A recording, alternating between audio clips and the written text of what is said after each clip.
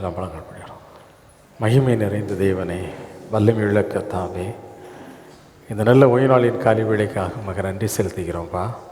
தேவரீருடைய சமூகத்திலே இந்த ஓய்வு நாளிலே நாங்கள் கூடி வந்து உண்மை ஆராதிக்கும்படியாக எங்களுக்கு கொடுத்த நல்ல ஜீவன் சுகம் பலனுக்காக உங்களுக்கு நாங்கள் நன்றி செலுத்துகிறோம். இயேசு சுவாமி, தகுதியற்ற எங்களையும் உம்முடைய பிள்ளைகளாய் தெரிந்து கொண்டு உம்முடைய சமூகத்தில் ஆண்டவரே உம்மை ஆராதிக்க உமக்கு நன்றி செலுத்த கலிகூர்ந்து ஆண்டவரே உமக்குள்ளாக பலனடைய எங்களுக்கு கொடுத்த நல்ல கிருபைக்காய் உமக்கு ஸ்தோத்திரம். தேவரீர் எங்கள் மத்தியில் வந்திருப்பதற்காய் உமக்கு ஸ்தோத்திரம். இயேசு என்ற உம்முடைய உன்னத நாமத்திலே வானோர் பூதலத்தோர் பூமியின் கீழானோர் யாவருடைய முழங்கால்களும் முடங்கும்படியான எல்லா நாமத்திற்கும் மேலான வல்லமையுள்ள நாமத்திலே நாங்கள் கூடி வந்திருக்கிறோம். தேவரீர் எங்கள் மத்தியில் வாக்கு தத்துவத்தின்படி சிங்காசன சன்னதியாய் வந்திருப்பதற்காய் எங்கள் மத்தியில் அமர்ந்திருப்பதற்காய் மக்கள் ஸ்தோத்திரம். ஆவியோடும் உண்மையோடும் தொழுது கொள்ள எங்கள் எல்லாருக்கும் பலன் தாங்க. தேவரீருடைய கிருபை எங்களை தாங்குவதற்காய் மக்கள் ஸ்தோத்திரம். பாடுகிற பாடல்களை உணர்ந்து பாட எங்களுக்கு உதவி செய்யுங்க. ஆவியோடும் உண்மையோடும் தொழுது கொள்ள எங்களுக்கு பலன் தாங்க. பரிசுத்த அலங்காரத்தோடு தேவரீரை தொழுது கொள்ள எங்களுக்கு கிருபை பாராட்டுங்க. வல்ல தேவனுடைய கரத்தில் ஒப்பு கொடுக்கிறோம். ஆவியானவர் இந்த ஆராதனை நடத்துவீராக. இயேசுவின் நாமத்தில் செபிக்கிறேன் பிதாவே, ஆமென். உட்காரும். உன்னத பாடல்கள் 1154வது பாடல். ஆனந்தமாக அன்பரை பாடுவேன், ஆசை அவர் என் ஆத்துமாவிற்கு என்ற பாடல்.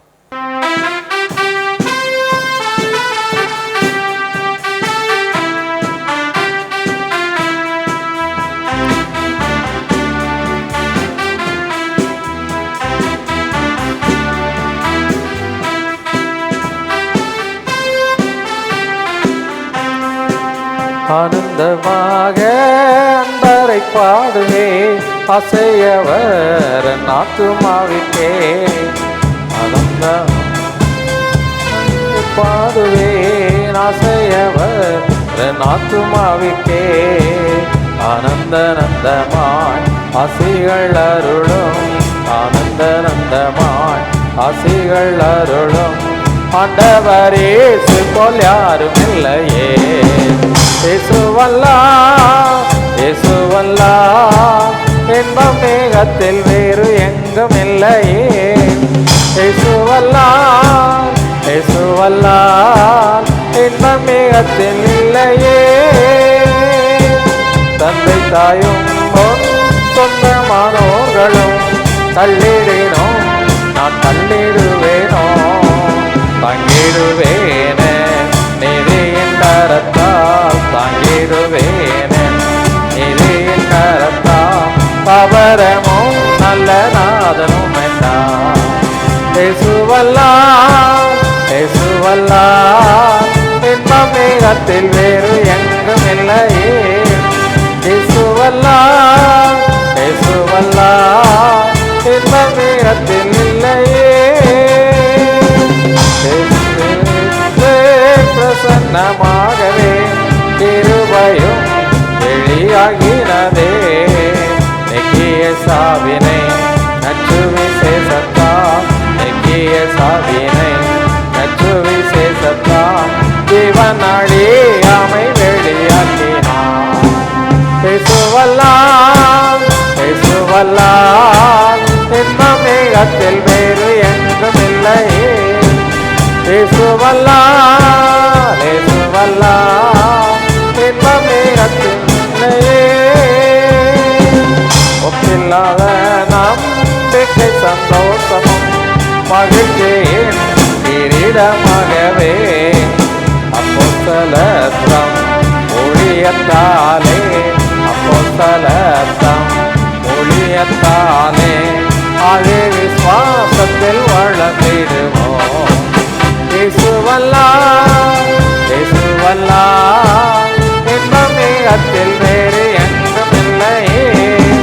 இயேசுவல்லார், இயேசுவல்லார், இன்பம் வேறெங்கும் இல்லையே. அழுகையின் தாழ்வில் நடப்பவரை ஆடி போல்வான் மலை நீரை நிற்குமே. சீயோனின் தேவனின் சந்நிதி, சீயோனின் தேவனின் சன்னதி, பலத்தின் மேல் பலனா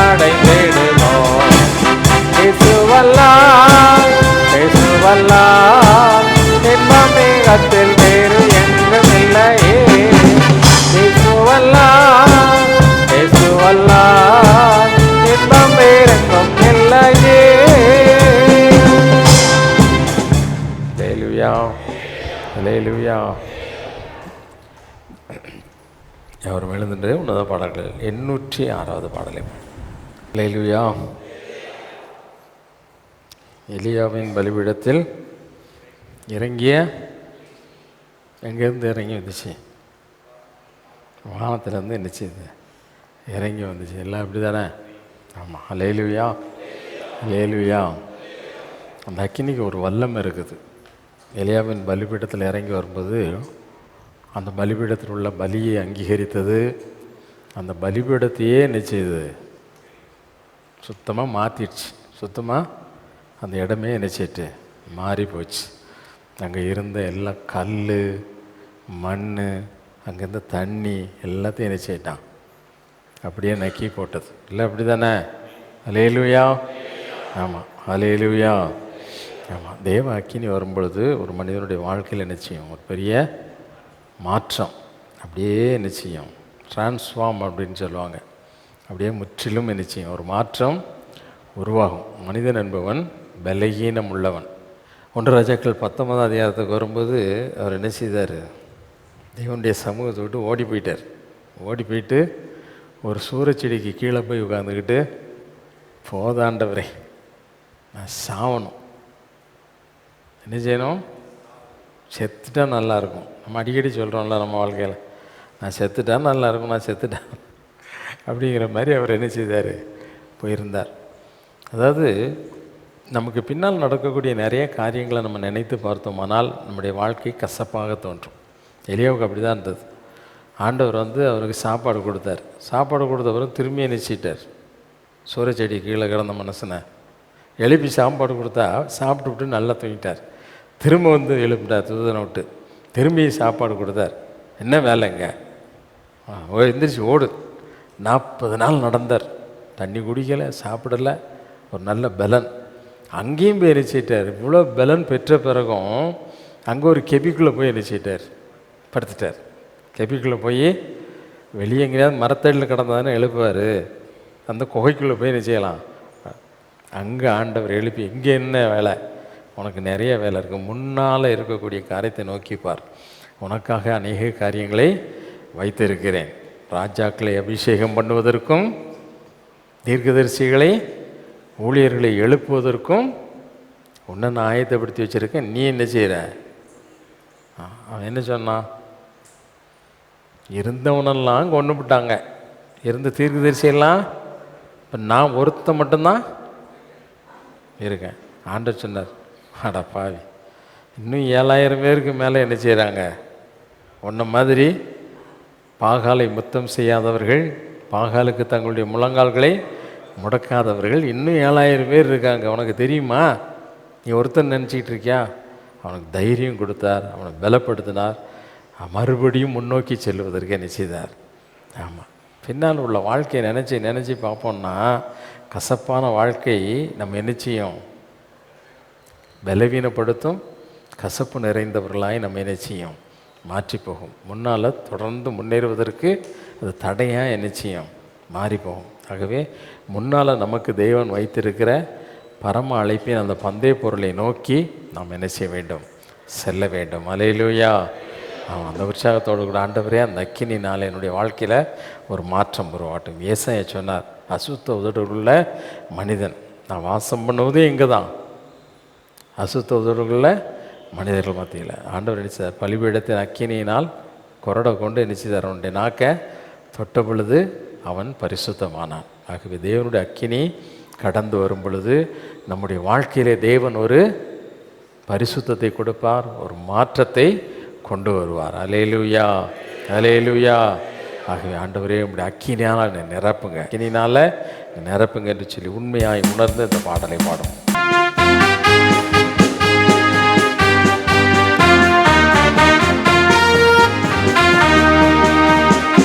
எலியாவின் பலிபீடத்தில் இறங்கிய அக்கினியே,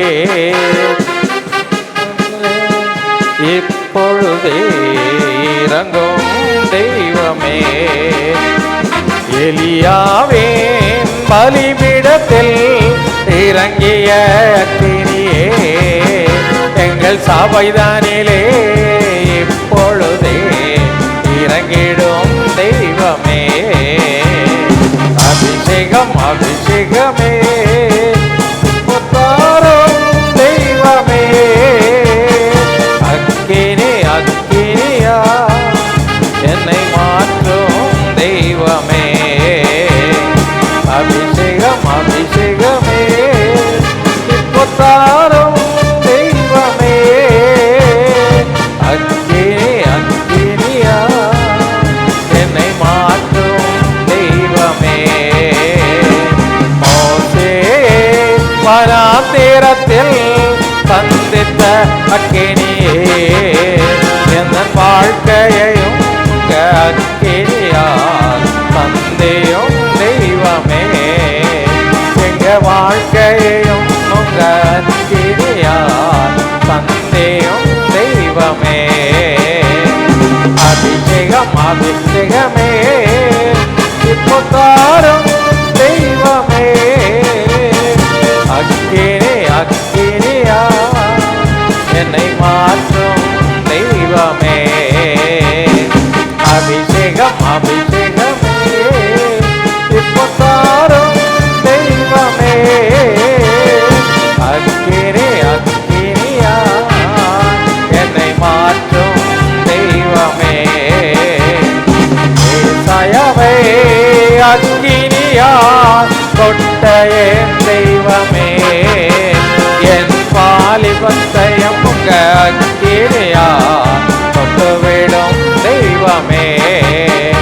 என் வாலிபத்தையும் உங்க அக்கினியா தொட்டுவிடும் தெய்வமே. அபிஷேகம் அபிஷேகமே இப்போ தாரும் தெய்வமே.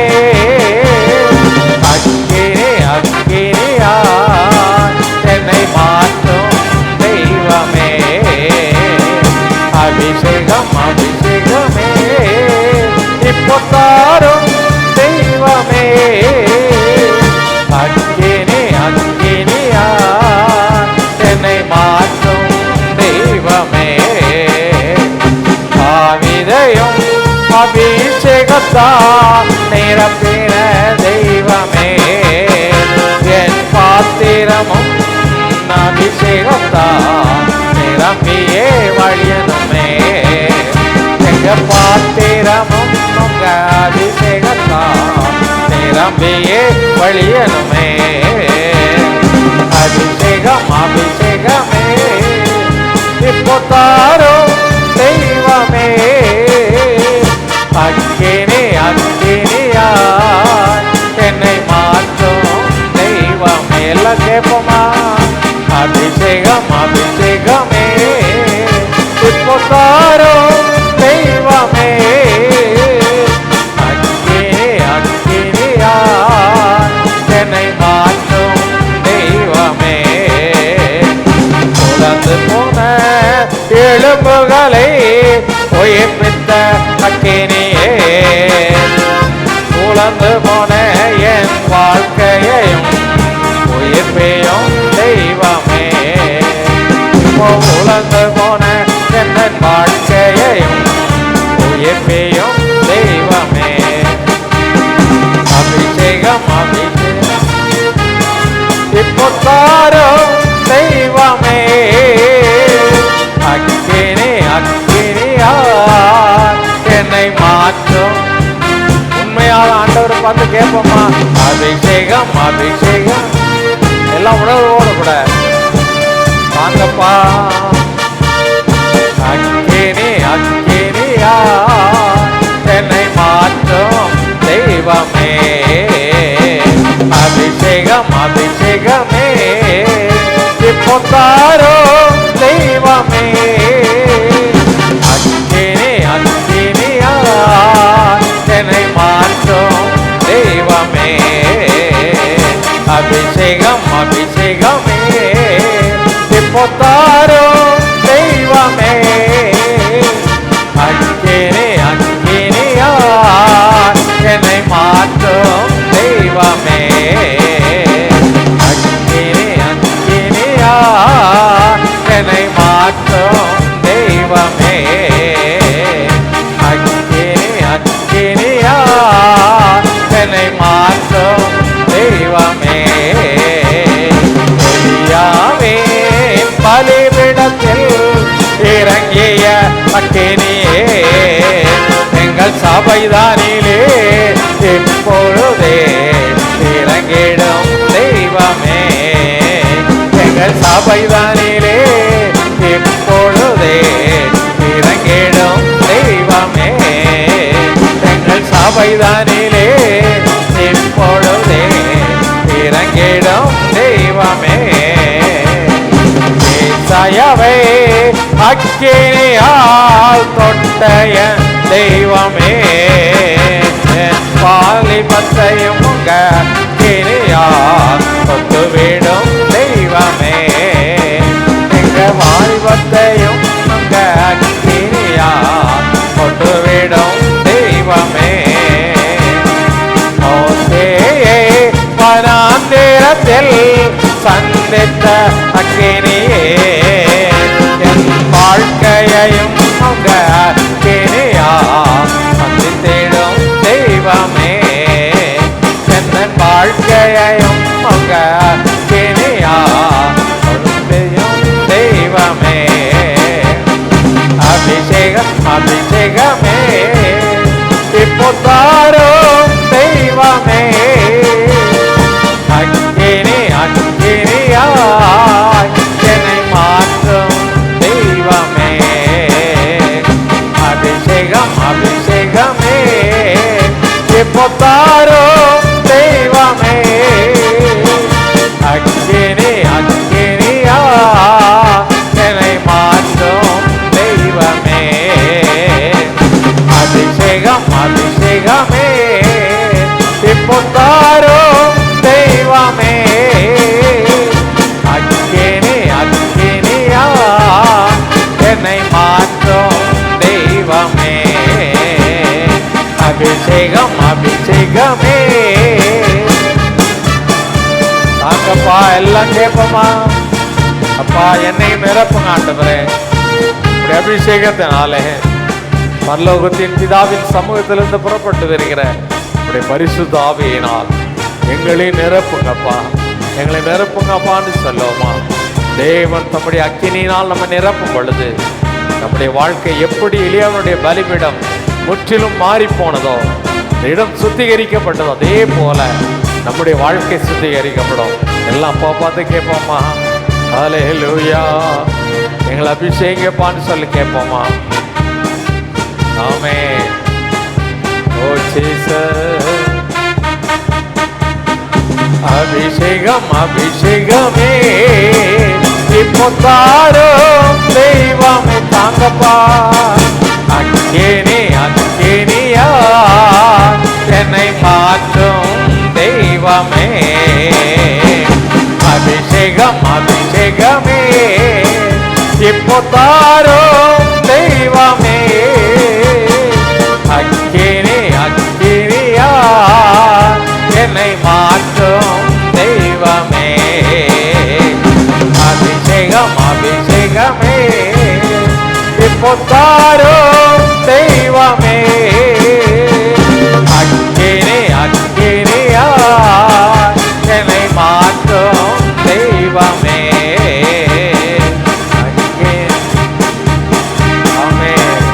அப்பா பார்த்து கேட்போம், ஆண்டவரே உணர்வற்ற வாழ்க்கை எல்லா கண்களை மூடி. ஹல்லேலூயா. சீனாய் வனாந்தரத்திலே தேவனாகிய கர்த்தர் அக்கினியாய் இறங்கி வந்த பொழுது ஆண்டவர் பயங்கரத்தோடு சொன்னார், நம் மலையை தொடுகிற எவனும் மரித்து போவான், ஒரு மிருக ஜீவன் கூட அந்த மலையில ஏறக்கூடாதுன்னு சொன்னார். பக்திக்கு உரிய தேவன், பயபக்திக்குரிய ஆண்டவர். ஹல்லேலூயா, ஹல்லேலூயா. அப்பா பார்த்துக்கலாம், ஆண்டவரே நீங்க வாங்க, என்ன நிரப்புங்க, எல்லாரும் என்னையும் உடைய அக்கினினால் நிரப்புங்க. அன்றைக்கு நீங்க சீனாய் மலையில் இறங்கி வந்த பொழுது இந்த மலையே சுத்திகரிக்கப்பட்டது ஆண்டவரே. எலியாவினுடைய பலிபீடத்தில் நீர் வந்த பொழுது அந்த பலிபீடமே மாறி போயிடுச்சு, இந்த இடமே மாறி போயிடுச்சு ஆண்டவரே. ஹல்லேலூயா. உடைய மாற்ற வல்லமையுள்ள தேவன் நீங்க மட்டும்தான்ப்பா. ஏசாயாவினுடைய நாவை அக்கினி குரடுகள், பலிபீடத்தின் அக்கினி குரடுகளினால நீங்க தொட்ட பொழுது அவனுடைய வாழ்க்கை மாறியது. தீர்க்கதரிசியாய் மாறினான். ஆண்டவரே, தகுதியற்ற எங்களை தகுதிப்படுத்துகிற தேவனாகிய கர்த்தர் நீங்க தான்ப்பா. தகுதிப்படுத்துகிற தேவனாகிய கர்த்தர் நீங்க தான்ப்பா. அன்றைக்கு எசேக்கியேல் தீர்க்கதரிசியின் காலத்திலே உலர்ந்து போன எலும்புகளை கூட உயிரிடைய செய்தீரே. எவ்வளவு பெரிய மகத்துவமா அல்ல தேவன், மகத்தான காரியங்களை செய்கிறவர். நீரே வல்லமையுள்ள கர்த்தர். ஹல்லேலூயா, ஹல்லேலூயா, ஹல்லேலூயா. உம்மை நாங்கள் ஸ்தோத்திரிக்கிறோம், உம்மை நாங்கள் ஸ்தோத்திரிக்கிறோம். அப்பா பார்த்து சொல்லுவோமா? ஓ ஜீசஸ், ஓ மைட்டி லார்ட்.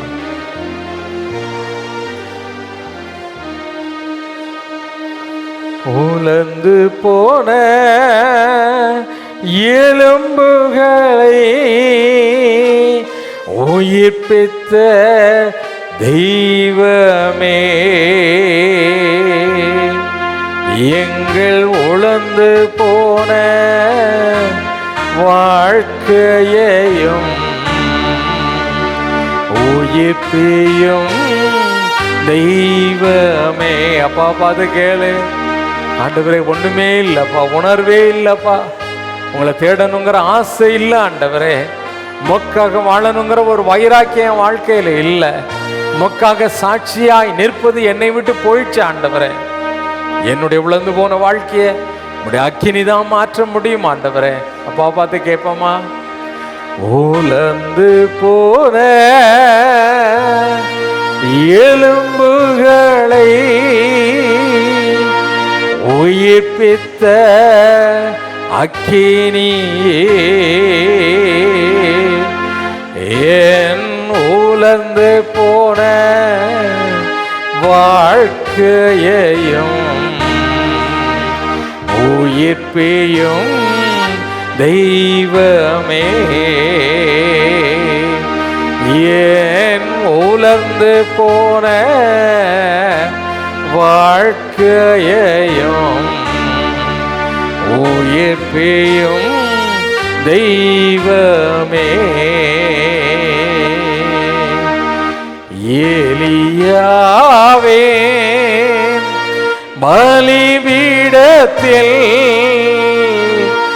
இறங்கின அக்கினியே, எங்கள் சபைதனிலே இப்பொழுதே இறங்கிடும் தெய்வமே, எங்க சபைதனிலே இப்பொழுதே இறங்கிடும் தெய்வமே. அபிஷேகம் அபிஷேகமே இப்போ தாரும் தெய்வமே, அக்கினி அக்கினியா என்னை மாற்றும் தெய்வமே, அபிஷேகம் அபிஷேகமே இப்போ தாரும் தெய்வமே, அக்கினி அக்கினியா என்னை மாற்றும் தெய்வமே. மோசேயை வனாந்திரத்தில் சந்தித்த அக்கினியே, எந்தன் வாழ்க்கையையும் உங்க அக்கினியா சந்தியும் தெய்வமே, எங்க வாழ்க்கை வாழ்க்கையையும் உங்க அக்கினியா சந்தியும் தெய்வமே. அபிஷேகநாதரே, எங்களை அபிஷேகித்து நிரப்புபவரே, வாழ்க்கையை மாற்றுகிற தேவன் நீங்க தான்ப்பா. உம்மை நம்பி உம்முடைய சமூகத்தில் வந்திருக்கிறோம். பலனற்ற எங்களை பலப்படுத்துகிற தேவரீர் நீங்கப்பா. ஹல்லேலூயா. ஒரு பரிசுத்த அபிஷேகம், ஒரு பரிசுத்த வல்லமை நீங்கள் எல்லாரையும் நிரப்பட்டு ஆண்டவரே. பரிசுத்தமுள்ள வாழ்க்கை வாழ, சாட்சியுள்ளவர்களாய் வாழ, மற்றவர்களுக்கு முன்பதாக அன்புள்ளவர்களாய் ஜீவிக்க தேவன் தம்முடைய அன்பின் ஆவியினால் எங்கள் எல்லாரையும் நிரப்புங்க ஆண்டவரே. எங்களை நிரப்புங்க, எங்களை நிரப்புங்க, எங்களை நிரப்புங்க. ஹல்லேலூயா, ஹல்லேலூயா, ஹல்லேலூயா. அன்றைக்கு ஆண்டவரே, காலத்தின் அதிபதியாகிய கொர்நேலியுனுடைய வீட்டிலே ஆண்டவரே உம்முடைய அப்போஸ்தலன் பேசி கொண்டிருந்த பொழுதே அவர்கள் எல்லாரும் அந்த வார்த்தையை கருத்தாய் கேட்ட பொழுது ஒரு அபிஷேகம் அவர்களை நிரப்பினதே, ஒரு வல்லமை அவர்களை நிரப்பினதே. அதே வல்லமையினால எங்களையும் நிரப்புங்கப்பா. வார்த்தையை நம்பி உம்முடைய சமூகத்தில் வந்திருக்கிற எங்களையும் உம்முடைய வல்லமையினால் நிரப்புங்க. உம்முடைய பரிசுத்த ஆவியினால் நிரப்புங்க. பரிசுத்தாவின் அபிஷேகம் எங்களை நிரப்பட்டும். உம்முடைய அக்கினியினால எங்க வாழ்க்கையில ஒரு மாற்றம் உருவாகட்டும். எங்க வாழ்க்கையில ஒரு மாற்றம் உருவாகட்டும். அபிஷேகத்தினால் எங்க வாழ்க்கையில ஒரு மாற்றம் உருவாகட்டும் ஆண்டவரே. தேவாக்கினி, தேவாக்கினி எங்களை நிரப்பட்டும் ஆண்டவரே. எலியாவின் பலிபீடத்தை மாற்றிய அதே அக்கினி எங்களுடைய வாழ்க்கையில ஒரு மாற்றத்தை கொண்டு வரட்டும். ஹல்லேலூயா, ஹல்லேலூயா. உமக்காக, உமக்கென்று வாழக்கூடியவர்களாக எங்களை மாற்றுவீராக, மாற்றுவீராக, மாற்றுவீராக, பரிசுத்தமாக்குவீராக, பலப்படுத்துவீராக. பலற்ற எங்களை, உலர்ந்து போன எங்களை உயிர் பெற செய்வீராக, உயிர் பெற செய்வீராக. ஹல்லேலூயா, ஹல்லேலூயா, ஹல்லேலூயா. பரிசுத்த வல்லமை எங்களை பலப்படுத்தட்டும் ஆண்டவரே, எங்களை பலப்படுத்தட்டும். Oh mighty God, oh we praise you Lord. பரிசுத்தமுள்ள தேவனே, நீதியுள்ள நித்திய நியாயாதிபதியே, வல்லமையுள்ள தேவனே, ஓ மகா பரிசுத்தரே, உம்மை நாங்கள் ஸ்தோத்தரிக்கிறோம், உம்மை நாங்கள் துதிக்கிறோம், உம்மை நாங்கள் போற்றுகிறோம். எங்களுக்காக பிதாவினுடைய வலது பாரிசத்திலே பரிந்து பேசுகிற மகா பிரதான ஆசாரியராக இயேசுவே, உம்மை நாங்கள் ஸ்தோத்தரிக்கிறோம், உம்மை நாங்கள் தொழுது போற்றுகிறோம். அப்பா பிதாவே, உம்மை நாங்கள் நன்றி செலுத்துகிறோம். எங்களுக்கு இம்மட்டும் பாராட்டின இரக்கங்களுக்காக, எங்களுக்கு பாராட்டின தயவுகளுக்காக, ஆண்டவரே எங்கள் வாழ்க்கையில் நீங்கள் கொடுத்த கிருபைக்காக உமக்கு ஸ்தோத்திரம் ஆண்டவரே. இந்த நாள் வரைக்கும் நிர்மலமாக மேலே இருப்பது உடைய சுத்த கிருபை ஆண்டவரே. உடைய கிருபை இல்லாமல் இருக்குமானால் இன்னைக்கோ நாங்கள் நிர்மலமாகி போயிருப்போம். எங்களுக்கு பாராட்டின தயவுகளுக்காக, இரக்கங்களுக்காக, கிருபைகளுக்காக உமக்கு நன்றி என்று சொல்லுகிறோம் ஆண்டவரே. உம்மை நாங்கள் போற்றுகிறோம், உம்மை நாங்கள் புகழுகிறோம், உம்மை நாங்கள் ஆராதிக்கிறோம். மகிமை நிறைந்த தேவனே, வல்லமையுள்ள கர்த்தாவே, அக்கினிமயமான தேவனே, உம்மை நாங்கள் ஆராதிக்கிறோம். மகிமை நிறைந்தவரே, சிங்காசனத்தில் வீற்றிருப்பவரே, உம்மை நாங்கள் தொழுது போற்றுகிறோம், உம்மை நாங்கள் தொழுது ஸ்தோத்தரிக்கிறோம் ஆண்டவரே. ஒருவரும் கிட்டி சேர முடியாத ஒளியில் வாசம் பண்ணுகிற எங்கள் தூயவரே, உம்மை நாங்கள் ஸ்தோத்தரிக்கிறோம். வானத்திலும் பூமியிலும் சகல அதிகாரம் உடையவரே, செங்கடலை இரண்டாக பிளந்தவரே, கண்மலையை பிளந்து வனாந்தரத்திலே தண்ணீரை புறப்பட பண்ணினவரே, கடலின் மேல் நடந்தவரே, காற்றையும் கடலையும் அதட்ட வல்லமையுடைய தேவனே, ஹல்லேலூயா. வரப்போகிற நித்திய நியாயாதிபதியே, உம்மை நாங்கள் ஆராதிக்கிறோம், உம்மை நாங்கள் கொண்டாடுகிறோம், உம்மை நாங்கள் மகிமைப்படுத்துகிறோம். ஹல்லேலூயா, மகிமைக்கு பாத்திரமானவரே, பட்சிக்கிற அக்கினியானவரே, நீதியில் நித்திய நியாயாதிபதியே, உம்மை நாங்கள் ஆராதிக்கிறோம். உமக்கு நாங்கள் மகிமை செலுத்துகிறோம். உம்மை நாங்கள் கனப்படுத்துகிறோம். ஆண்டவரே, கனத்திற்குரியவரே, ஆராதனைக்குரியவரே, துதிகளின் மத்தியில் வாசம் அணுகிறவரே, போற்றுதலுக்குரியவரே, புகழப்படத்தக்க தேவனே, ஹல்லேலூயா. முழு மனதோடு கூட தேவனாகிய கர்த்தரிடத்தில் அன்பு கூர்ந்து உம்மை நாங்கள் ஆராதித்து மகிழுகிறோம். உம்மை நாங்கள் துதித்து போற்றுகிறோம். உமக்கு நாங்கள் மகிமை செலுத்துகிறோம். ஹல்லேலூயா. ஓ கரஹதர ஷகதலபா ரே மதுஹதல ஷதலகபா ஹபஹதலக கர ஷபதுலகபா. Mighty God, mighty God, hallelujah. மகிமையினாக நிறைப்பவரே, அக்கினியா எங்களை மாற்றுகிறவரே, சாட்சியா எங்களை நிறுத்துகிறவரே. Oh, we praise you, Lord. உம்மை நாங்கள் ஸ்தோத்தரிக்கிறோம். உம்மை நாங்கள் தொழுது போற்றுகிறோம். உம்மை நாங்கள் மகிமைப்படுத்துகிறோம். உம்மை நாங்கள் கனப்படுத்துகிறோம். உம்மை நாங்கள் துதிக்கிறோம். உம்மை நாங்கள் ஆராதிக்கிற ஆண்டவரே. கேருபீன்களும் சேராபீன்களும் ஓயாமல் புகழ்ந்து போற்றுகிற அல்பாவும் ஒமேகாவுமான ஆதி மந்தமும் இல்லாத யெகோவா என்ற நாமத்தினால் அறியப்பட்ட எங்கள் தேவனாகிய கர்த்தாவே, உம்மை நாங்கள் ஸ்தோத்தரிக்கிறோம். உம்மை நாங்கள் ஆராதிக்கிறோம். உள்ளத்தின் ஆழத்திலிருந்து உமக்கு நாங்கள் மகிமை செலுத்துகிறோம். We honor you, King of Kings. உம்மை நாங்கள் கனப்படுத்துகிறோம். ஆண்டவரே, உம்மை நாங்கள் கனப்படுத்துகிறோம். எங்களை தாழ்த்தி அர்ப்பணிக்கிறோம்.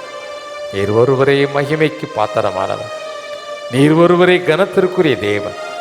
நீர் ஒருவரே துதிக்கப்படத்தக்க தேவன். சகல துதி, கனம், மகிமை எல்லாவற்றையும் எங்கள் இயேசுவின் மூலமாக உமக்கு செலுத்துகிறோம். எங்கள் பரலோக பிதாவே, ஆமென், ஆமென். யாவரென்ற ஒன்றுமாக சங்கீதம் 50ஆம் சங்கீதம் 1 முதல் 23ஆம் வசனம் முடிய மாறி மாறி வாசிக்கும்படியான சங்கீதம் 50ஆம் சங்கீதம் 1 முதல் 23ஆம் வசனம் முடிய. வல்லமையுள்ள தேவனாகிய கர்த்தர் வசனித்து சூரியன் உதிக்கு திசை தொடங்கி அது அஸ்தமிக்கும் திசை வரைக்கும் உள்ள பூமியை கூப்பிடுகிறார். பூரண வடிவுள்ள சியோனிலிருந்து தேவன் பிரகாசிக்கிறார். தேவன், நம்முடைய தேவன் வருவார், மௌனமாயிரார். அவருக்கு முன் அக்கினி பட்சிக்கும், அவரை சுற்றிலும் மகா புசல் கொந்தளிப்பாய் இருக்கும். அவர் தம்முடைய ஜனத்தை நியாயம் தீர்க்க உயர இருக்கும் வானங்களையும் பூமியையும் கூப்பிடுவார். பலியினாலே என்னுடைய உடன்படிக்கை பண்ணின என்னுடைய பரிசுத்தவான்களை என்னிடத்தில் கூட்டுங்கள் என்பார். வானங்கள் அவருடைய நீதியை அறிவிக்கும். தேவனே நியாயாதிபதி. என் ஜனமே கேள், நான் பேசுவேன். இஸ்ரவேலே, உனக்கு விரோதமாய் சாட்சியிடுவேன். நானே தேவன், உன் தேவனாய் இருக்கிறேன். உன் பலிகள் நிமித்தம் உன்னை கடிந்து கொள்ளேன். உன் தகன பலிகள் எப்போதும் எனக்கு முன்பாக இருக்கிறது. உன் வீட்டிலிருந்து காளைகளையும் உன் தொழுவங்களிலிருந்து ஆட்டுக்கடாக்களையும் நான் வாங்கி கொள்வதில்லை. சகல காட்டு ஜீவன்களும் பர்வதங்களில் ஆயிரமாய் திரிகிற மிருகங்களும் என்னுடையவைகள். மலைகளில் உள்ள பறவைகளையெல்லாம் அறிவேன். வெளியில் நடமாடுகிறவைகளெல்லாம் என்னுடையவைகள். நான் பசியாய் இருந்தால் உனக்கு சொல்லேன். பூமியும் அது நிறைவும் என்னுடையவைகளே. நான் எருதுகளின் மாம்சம் புசித்து ஆட்டுக்கடாக்களின் இரத்தம் குடிப்பேனோ? நீ தேவனுக்கு ஸ்தோத்திர பலியிட்டு உன்னதமானவருக்கு உன் பொருத்தனைகளை செலுத்தி ஆபத்து காலத்தில் என்னை நோக்கி கூப்பிடு, நான் உன்னை விடுவிப்பேன், நீ என்னை மகிமைப்படுத்துவாய். தேவன் துன்மார்க்கனை நோக்கி, நீ என் பிரமாணங்களை எடுத்துரைக்கவும் என் உடன்படிக்கையை உன் வாயினால் சொல்லவும் உனக்கு என்ன நியாயம் உண்டு? சிட்சையை நீ பகைத்து என் வார்த்தைகளை உனக்கு பின்னாக எறிந்து போடுகிறாய். நீ திருடனை காணும்போது அவனோடு ஒருமித்து போகிறாய். விபச்சாரரோடும் உனக்கு பங்குண்டு. உன் வாயை பொல்லாப்புக்கு திறக்கிறாய், நாவு சற்பனையை பிணைக்கிறது. நீ உட்கார்ந்து உன் சகோதரனுக்கு விரோதமாய் பேசி உன் தாயின் மகனுக்கு அவதூறு உண்டாக்குகிறாய். இவைகளை நீ செய்யும்போது நான் மௌனமாய் இருந்தேன். உன்னை போல நானும் இருப்பேன் என்று நினைவு கொண்டாய்.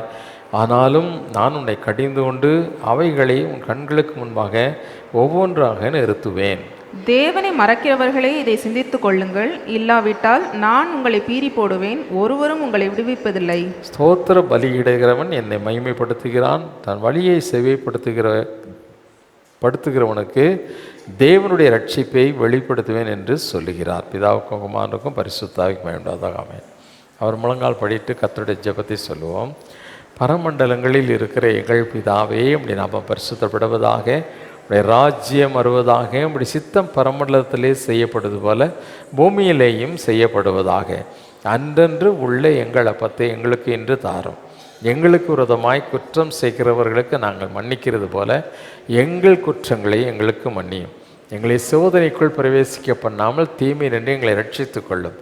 ராஜ்யமும் வல்லமையும் மகிமையும் என்றென்றைக்கும் உடையவைகளே. ஆமென். அப்போஸ்தலர் விசுவாச அறிக்கை செய்வோம். வானத்தையும் பூமியையும் படைத்த சர்வ வல்லமையுள்ள பிதாவாகிய தேவனை விசுவாசிக்கிறேன். உடைய ஒரே பேரான குமாரனாகிய நம்முடைய நாதர் இயேசு கிறிஸ்துவையும் விசுவாசிக்கிறேன். அவர் பரிசுத்த ஆவியினாலே கன்னி மரியாளிடத்தில் உற்பவித்து பிறந்தார். பொந்திய பிலாத்துவின் காலத்தில் பாடுபட்டு சிலுவையில் அறையுண்டு மரித்து அடக்கம் பண்ணப்பட்டு பாதாளத்தில் இறங்கினார். 3ஆம் நாள் மரித்தோடத்திலிருந்து எழுந்தொள்ளினார். பரமண்டலத்துக்கு ஏறி சர்வ வல்லமையுள்ள பிதாவாகிய தேவனுடைய வலது பார்சத்திலே வீற்றிருக்கிறார். அவ்விடத்திலிருந்து உயிருள்ளோரையும் மரித்தவரும் நியாயந்திருக்க வருவார். பரிசுத்த ஆவியையும் விசுவாசிக்கிறேன். பொதுவாக இருக்கிற பரிசுத்த சபை, பரிசுத்த வான்களுடைய ஐக்கியமும் பாவம் மன்னிப்பும் சரீர உயிர்த்தெழுதலும் நித்திய ஜீவனமும் என்று விசுவாசிக்கிறேன். ஆமென். உட்காருவோம். வேதத்திலிருந்து ஒரு பகுதியை கேட்போம். வாசிக்கப்படியாக தெரிந்து கொண்ட வேத பகுதி லூக்கா எழுதின சுவிசேஷம் 2ஆம் அதிகாரம் 41ஆம் வசனம் முதல் 52ஆம் வசனம் உடைய டைட்டஸை கேட்போம். வாசிக்கும்படியாக குறிக்கப்பட்ட வேத பகுதி லூக்கா 2ஆம் அதிகாரம் 41ஆம் வசனம் முதல் 52ஆம் வசனம் வரை. லூக்கா 2ஆம் அதிகாரம் 41 முதல் கடைசி வரை. அவருடைய தாய் தகப்பன்மார் வருஷந்தோறும் பஸ்கா பண்டிகையில் எருசலேமுக்கு போவார்கள். அவருக்கு 12 வயதான போது அவர்கள் அந்த பண்டிகை முறைமையின்படி எருசலேமுக்கு போய் பண்டிகை நாட்கள் முடிந்து திரும்பி வருகிற போது பிள்ளையாகிய இயேசு எருசலேமிலே இருந்து விட்டார். இது அவருடைய தாயாருக்கும் யோசேப்புக்கும் தெரியாதிருந்தது. அவர் பிரயாணக்காரரின் கூட்டத்திலே இருப்பார் என்று அவர்கள் நினைத்து ஒரு நாள் பிரயாணம் வந்து உறவின் முறையாரிடத்திலும் அறிமுகமானவர்களிடத்திலும் அவரை தேடினார்கள். காணாததினாலே அவரை தேடிக்கொண்டு எருசலேமுக்கு திரும்பி போனார்கள். 3 நாளைக்கு பின்பு அவர் தேவாலயத்தில் போதகர் நடுவில் உட்கார்ந்திருக்கவும் அவர்கள் பேசுகிறதை கேட்கவும் அவர்களை வினாவவும் கண்டார்கள். அவர் பேச கேட்ட யாவரும் அவருடைய புத்தியையும் அவர் சொன்ன மாறுதரங்களையும் குறித்து பிரமித்தார்கள். தாய் தகப்பன்மாரும் அவரை கண்டு ஆச்சரியப்பட்டார்கள். அப்பொழுது அவருடைய தாயார் அவரை நோக்கி, மகனே, ஏன் எங்களுக்கு இப்படி செய்தாய்? இதோ உன் தகப்பனும் நானும் விசாரத்தோடே உன்னை தேடினோமே என்றாள். அதற்கு அவர், நீங்கள் ஏன் என்னை தேடினீர்கள்? என் பிதாவுக்கு அடுத்தவைகளில் நான் இருக்க வேண்டியதென்று அறியீர்களா என்றார். தங்களுக்கு அவர் சொன்ன வார்த்தையை அவர்கள் உணர்ந்து கொள்ளவில்லை. பின்பு அவர் அவர்களுடனே கூட போய் நாசரேத்தூரில் சேர்ந்து அவர்களுக்கு கீழ்ப்படிந்திருந்தார். அவருடைய தாயார் இந்த சங்கதிகளையெல்லாம் தன் இருதயத்திலே வைத்து கொண்டாள். இயேசுவானவர் ஞானத்திலும் வளர்த்தியிலும் தேவ கிருபையிலும் மனுஷ தயவிலும் அதிகமாய் விருத்தியடைந்தார். வாசிக்கும்படியாக குறிக்கப்பட்ட வேத பகுதி வாசித்தாயிற்று.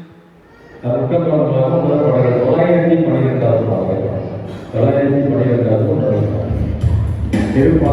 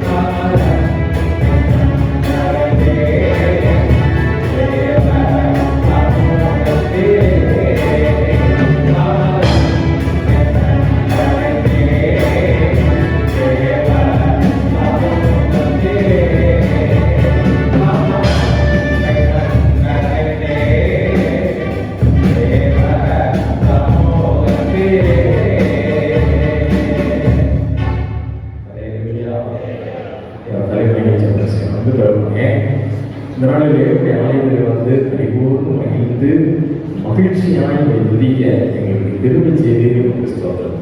தேவரே எங்களோட பேசும்படியாக நாங்கள் காத்திருக்கிறோம். நாளிலே தாசனை கொண்டு எங்களோடு பேசும் இன்னும் நாங்கள் பரிசுத்தமாக மறுகீக ஆயத்தமாக உங்களுடைய வாழ்க்கை போக்கு பயந்த வாழ்க்கையை நடத்த எங்களுக்கு திரும்ப செய்யும். இயேசுவின் நாமத்தில் ஜெபிக்கிறேன் பிதாவே. ஆமென். ஒரு நிமிஷம் கண்களை மூடி ஆண்டவருடைய சமூகத்தை நோக்கி பார்ப்போம். எங்கள் இறக்கமுள்ள அன்பு பரிசுத்த பிதாவே, இயேசுவின் நாமத்தினாலே உங்களுடைய சமூகத்துக்கு முன்பதாக வருகிறோம்ப்பா. நீங்கள் இந்த ஒரு விஷயம் இன்னொரு முறை உங்களுடைய சமூகத்தில் வந்து நிற்கிற உங்களுடைய வசனத்தை கேட்க எங்களுக்கு கொடுத்த பாக்கியத்திற்காக உங்களுக்கு நன்றி செலுத்துகிறோம். உங்களுடைய கிருபை எங்கள் மத்தியிலே அசைவிட வேண்டுமாக நான் க்ஷமிக்கிறேன். அதற்கு ஒவ்வொருவரையும் உங்களுடைய ஆவியினால் தொடுங்க, ஆசீர்வதியும் வழி நடத்தும். இயேசுவின் நாமத்தினால் எங்கள் ஜெபங்களை எடுக்கிறோம் பரிசுத்த பிதாவே. ஹல்லேலூயா. வசனம் தெளிவாக சொல்லுது, எப்படி வானத்திலேருந்து மழை பெஞ்சு அது வந்து பூமியை முளைப்பிக்குமோ அதே மாதிரி கடவுளுடைய வார்த்தையை என்ன பண்ணுமானா அது வந்து அது செய்ய வேண்டிய வேலையை செய்யாமல் திரும்ப போகாது அப்படின்னு ஒரு வசனம் சொல்லுது. இந்த தலைப்பு என்ன அப்படின்னா, ஒரு முக்கியமான விஷயம். ஒரு சபை இருக்குன்னு வச்சுக்கோமே, ஒரு சபை இருக்கு, என்ன சர்ச்சா வேணா இருக்கட்டும், அதில் முக்கியமானது என்னது?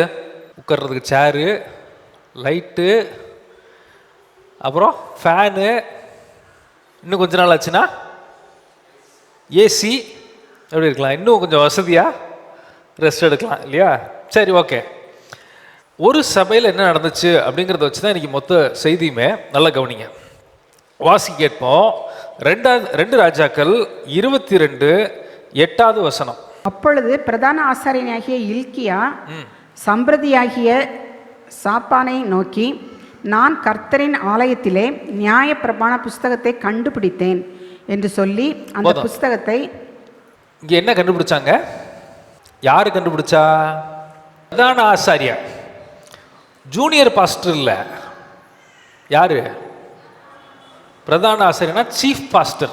அந்த காலத்தில் சபையில் எதை கண்டுபிடிச்சாரு? திடீர்னு எந்திரிச்சு வராரு, நான் எதை கண்டுபிடிச்சேன் தெரியுமா அப்படின்ட்டு அந்த சீஃப் பிரீஸ்ட் பிரதான ஆசாரியன் வந்து இப்போ சம்பிரதிட்ட வந்து கொடுக்குறான். நான் எதை கண்டுபிடிச்சேன் தெரியுமா இன்னைக்கு? எங்க சர்ச்சுக்குள்ள இன்னைக்கு என்ன கண்டுபிடிச்சேன் தெரியுமா? பைபிளை கண்டுபிடிச்சிட்டேன். எதை? கடவுளுடைய கற்பனையாக நிறைந்த புக்கை நான் நீ கண்டுபிடிச்சிட்டேன். அப்போ அவ்வளோ நாள் என்னவா இருந்துச்சுங்க? என்ன இருந்துச்சு? கண்டுபிடிச்சானா என்ன அர்த்தம்? அவ்வளோ நாள் பைபிளே அங்கே இல்லை இல்லையா? இதை யார் கண்டுபிடிச்சா? பிரதான ஆசாரியனே தேடி கண்டுபிடிச்சான். அப்படின்னா என்ன? நம்ம இன்னைக்கு ஒரு 100 பேர் இங்கே இருக்கோம்னா திடீர்னு நம்மளுக்கு யோசனை வரும். அம்மா வந்து புள்ளட்ட வந்து சொல்லும், இன்னைக்கு எதை தெரியுமா நான் கண்டுபிடிச்சேன்? திடீர்னு குப்பையெல்லாம் பெருக்கிக்கிட்டு இருந்தேன், வீடு ரொம்ப குப்பையாக இருக்குண்டு, திடீர்னு பார்த்தா நம்ம வீட்டில் ஒரு பைபிள் இருக்கு. அப்படிதான் அதுக்கு அர்த்தம். இதை சபைக்குள்ளேயே, தேவாலயத்துக்குள்ளேயே கடவுளுடைய வார்த்தையை கண்டுபிடித்த ஒரு காலம் இருந்துச்சு. அதுதான் இந்த வசனத்தை வந்து நம்ம வாசிக்கிறோம். அதை யாரு கண்டுபிடிச்சானா? பிரதான ஆசாரியனே அன்னைக்கு தான் கண்டுபிடிச்சார். பிரதான ஆசாரியனுக்கே தெரியலைன்னா, கண்டுபிடிக்க வேண்டிய சூழ்நிலையா இருந்துச்சுன்னா அந்த காலத்தில் அவர் எப்படி சபைக்கு வரவங்களுக்கு சொல்லியிருப்பாரு? ராஜாக்கும் தெரியாது, ஜனத்துக்கும் தெரியாது. இது என்னங்க அந்த காலம் அப்படின்னு நீங்கள் ஒருவேளை யோசிப்பீங்க. நீங்கள் புதிய ஏற்பாடை நீங்கள் பார்க்கும்போது உங்களுக்கு ஒரு விஷயம் தெரியும். வெளிப்படுத்தல் 1:6 நம்ம வாசிப்போம். கேட்போமா? நம்மிடத்தில் அன்பு கூர்ந்து தமது இரத்தத்தினாலே நம்முடைய பாவங்களற நம்மை கழுவி தம்முடைய பிதாவாகிய தேவனுக்கு முன்பாக நம்மை ராஜாக்களும் ஆசாரியர்களும் ஆக்கின அவருக்கு மகிமையும் வல்லமையும் என்னென்னைக்கும் உண்டாவதற்காக. இந்த ராஜா யாரு, ஆசாரியன் யாரு, நிழலாட்டமா யாரை சொல்லியிருக்குன்னு கேட்டிங்கன்னா நம்மளை தான் சொல்லியிருக்கு. அந்த காலத்தில் ராஜாக்கும் வசனம் தெரியல, பிரதான ஆசாரியன்ட்டையும் வசனம் இல்லை. அப்படி ஒரு காலத்தில். அப்போ இதுலேருந்து நம்மளுக்கு என்ன புரியுது அப்படின்னா, ஒருவேளை இப்போ நான் யோசிக்கலாம், இவ்வளோ நாள் நான் பைபிள் படிச்சிருக்கேன், எனக்கு தெரியாதா? நானும் பைபிளை தொலைக்கிறதுக்கு வாய்ப்பு இருக்குது. இவ்வளோ நாள் கிறிஸ்தவனாக இருக்கிறேன், எனக்கு பைபிள் தெரியாதா அப்படின்னு நீங்களும் பைபிள்னு சொல்கிறத விட கடவுளுடைய வார்த்தையை தொலைக்கிறதுக்கு வாய்ப்பு இருக்குது. வேதத்தை தொலைத்தவர்கள். செய்தி என்னென்னா, பைபிள் நம்மகிட்ட இருக்குன்னு சொல்கிறோம். இஸ்ரவேல் ஜனங்களுக்கு மோசே மூலமாக கடவுள் கற்பனையை கொடுத்தாரு, கட்டளையை கொடுத்தாரு. ஆனால் ஒரு காலத்தில் பிரதான ஆசாரியனே அந்த வேதத்தை தொலைச்சிட்டார். அது இல்லை, அது தெரியல. அதுக்கு அர்த்தம் என்னென்னா, அதை பற்றி ஒரு ஐடியாவும் இல்லை, அது என்ன சொல்லுதுன்னு தெரியாது, எதுவுமே தெரியாது. வேதத்தை தொலைத்த பிரதான ஆசாரியன், வேதத்தை தொலைத்த ராஜா, வேதத்தை தொலைத்த, அதாவது வசனத்தை தொலைத்த அந்த நாட்டு ஜனங்கள், 3 பேர்ட்டையுமே வசனம் இல்லை. ஏன்னா தொலைச்சிட்டாங்க. அப்படி ஒன்று இருக்குங்கிறதே உங்களுக்கு தெரியாமல் போயிடுச்சு. இந்த சம்பவம் நம்மளுடைய வாழ்க்கையிலேயே நடக்கிறதுக்கு வாய்ப்பு இருக்கு. இதை நம்ம மறக்கவே கூடாது. சரி, வேதத்தை தொலைச்சதுனால என்ன ஆயிடுச்சுன்னா, அவங்களுக்கு எந்த விதமான உணர்வும் இல்லாமல் போயிடுச்சு. வாசி கேட்போம். அதே அதிகாரத்தில் 2 ராஜாக்கள் 22:11-12 வாசிப்போமா? ராஜா நியாயப்பிரமாண புஸ்தகத்தின் வார்த்தைகளை கேட்ட பொழுது தன் வஸ்திரங்களை கிழித்து கொண்டு ஆசாரியனாகிய இல்கியாவுக்கும் சாப்பானின் குமாரனாகிய அஹிகாமுக்கும் மிகாயாவின் குமாரனாகிய அக்போருக்கும் சம்பிரதியாகிய சாப்பானுக்கும் ராஜாவின் ஊழியக்காரனாகிய அசாயாவுக்கும் ராஜா கட்டளையிட்டது, கண்டெடுக்கப்பட்ட இந்த புஸ்தகத்தின் வார்த்தைகளின் நிமித்தம் நீங்கள் போய் எனக்காகவும் ஜனத்திற்காகவும் யூதா அனைத்திற்காகவும் கர்த்தரிடத்தில் விசாரியுங்கள். போதும் போதும். இப்போ இந்த வார்த்தையை கண்டுபிடிச்ச உடனே தான் இவனுக்கு உணர்வே வருது. இது ஒரு நல்ல ராஜாவாக இருந்திருக்கணும். அதனால தான் அவருக்கு வந்து உணர்வு வந்திருக்கு. ஆக்சுவலி இவ்வளோ எழுதியிருக்கு, இவ்வளோ மோசமாக இருக்கு, நம்ம ஜனங்கள் எல்லாரும் என்ன சொல்கிறது, விக்கிரகங்களை கும்பிட்டு இருந்தாங்களே, என்ன பண்ண போகிறோம், இவ்வளோ மோசமாக நியாய தீர்ப்புலாம் இந்த புக்கில் எழுதியிருக்கு அப்படிங்கிற உணர்வு எப்போ வந்ததுன்னா வசனத்தை கண்டுபிடிச்ச உடனே வந்தது. அவ்வளோ நாள் அப்போ ராஜாவுக்கும் உணர்வு இருந்திருக்காது, பிரதான ஆசாரியனுக்கும் உணர்வு இருந்திருக்காரு, ஜனங்களுக்கும் உணர்வு இல்லை. ஸோ நம்மளுடைய வாழ்க்கையிலையும் நம்ம சூழ்நிலையில் நிமித்தமாக கடவுளுடைய வார்த்தையை தொலைக்கிறதுக்கு நிறைய வாய்ப்பு இருக்குது. அதை நம்ம மறக்கவே கூடாது. ஒருவேளை சர்ச்சுக்கு வரலாம், சபைக்கு வரலாம், வந்தும் கடவுளுடைய வார்த்தையை தொலைத்த வாழ்க்கையை உங்களால் வாழ முடியும். ஒருவேளை நீங்கள் ஊழியம் செய்கிறேன்னு கூட சொல்லலாம். ஆனால் அதே சூழ்நிலையிலையும் கடவுளுடைய வார்த்தையை தொலைத்துட்டு கடவுள் வார்த்தை என்ன சொல்லுது, இது எது நம்மளுக்கு உரியது எதுவுமே தெரியாமல் ஊழியம் செய்கிறதுக்கு வாய்ப்பும் இருக்குது. சரி, இதை மறக்கவே கூடாது. இப்போ இன்னொரு முக்கியமான விஷயத்தை பார்ப்போம். கடவுளுடைய வார்த்தை தொலைக்கப்படும் போது என்ன ஆகுது அப்படின்னா, வசனம் தெளிவாக சொல்லுது. யோவான் 4:34 நான் இதை வாசிக்கலாம் சொல்லலை, நீங்கள் ஒரு ரெஃபரன்ஸ்க்கு சொல்கிறேன், நீங்கள் வேணால் அப்புறம் போய் பார்த்துக்கோங்க. கடவுளுடைய சித்தத்தை செய்கிறதே என்னுடைய போஜனமாக இருக்குது அப்படின்னு ஆண்டவர் சொல்கிறாரு. இன்னொரு வசனம் சொல்லுது, எரேமியா 15:16 கடவுளுடைய வார்த்தை தான் அப்பம், அதாவது சாப்பாடு அப்படின்னு சொல்லுது. கடவுளுடைய வாழ்க்கையை தொலைக்கும் போது ஒரு மனுஷனுடைய வாழ்க்கை என்ன ஆகுது அப்படின்னா, அவனுக்கு ஆவிக்குரிய சாப்பாடுங்கிறதே இல்லாமல் போயிடுது. செத்த நிலைமைக்கு வந்துடுறான். செத்த நிலைமைக்கு வரும்போது கடவுளுடைய சித்தத்திலிருந்து வழி விலகி போகிறான். ஆண்டவருடைய சித்தத்திலிருந்து ஒரு மனுஷன் வழி விலகி போகும்போது வசனம் தெளிவாக சொல்லுது, என் பிதாவின் சித்தத்தை செய்கிறவனே அன்றி ஒருவரும் பரலோக ராஜ்யத்தில் பிரவேசிக்க முடியாது. அப்போ கடவுளுடைய வார்த்தையை ஒரு மனுஷன் அதை விட்டு அதை தொலைச்சிட்டு போயிடுறான் அப்படின்னா அவருடைய வாழ்க்கையில் ஆண்டவருடைய சித்தம் என்னன்னு தெரியாமல் போயிடும். சித்தம் தெரியலாமல் போச்சுன்னா அவன் வந்து பரலோகத்துக்கு போக முடியாமல் போயிடும். இதான் அதனோட இருக்கிற ஆவிக்குரிய சத்தியம். ஸோ இது பிரதான ஆசாரியனுக்கே நடக்கிறதுக்கு வாய்ப்பு இருக்கும் பட்சத்தில் விசுவாசிக்கு நடக்கிறதுக்கு இன்னுமே வாய்ப்பு இருக்குது. ஏன்னா பிரதானுடைய ஆசாரியனோட வேலை என்னென்னா, அவன் காலையிலேருந்து சாயங்காலம் வரைக்கும் வருஷம் ஃபுல்லாக வேறு எந்த வேலையும் இல்லை, அவனுக்கு கொடுக்கப்பட்ட வேலை எல்லாமே கடவுளுக்கு அடுத்த காரியம், ஆண்டவருக்கு அடுத்த காரியத்தை செய்கிறது தான் அவனுக்கு வேலையே. அவரே தொலைச்சார் ஒரு காலத்தில். அப்படின்னா விசுவாசி நமக்கு ஆண்டவர் சொல்லியிருக்குது, தொலைக்கிறதுக்கு நிறைய வாய்ப்பு இருக்குது, ஜாக்கிரதையாக இல்லாத பட்சத்தில். இதை மறக்கவே கூடாது. சரி, இன்னொரு இடத்துல ஒருத்தவங்களை தொலைச்சாங்க. லூக்கா 2வது அதிகாரம். இதைத்தான் நம்ம வேத பாடமாக வாசித்தோம். ஆண்டவர் வந்து 12 வயசாக இருக்கும்போது இயேசு கிறிஸ்துவை கூட்டிட்டு அவங்க அம்மா அப்பா எருசலேமுக்கு அவங்க ஒரு பண்டிகைக்காக போகிறாங்க. வாசி கேட்போமா?